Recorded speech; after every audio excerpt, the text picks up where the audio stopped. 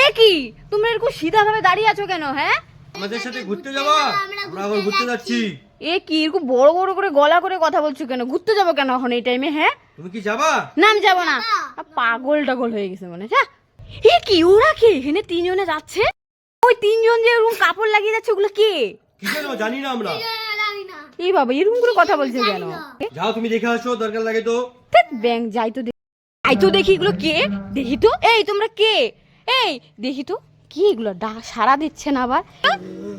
ও বাবা গো, আরে এগুলো তো এই মামার বাবাই। তাহলে ওই ওগুলো কি এগুলো? আসো, আমরা আসল। তোমরা আসলে ওরে বাবা এগুলো সব ভূত, আমি পালাই যাচ্ছে।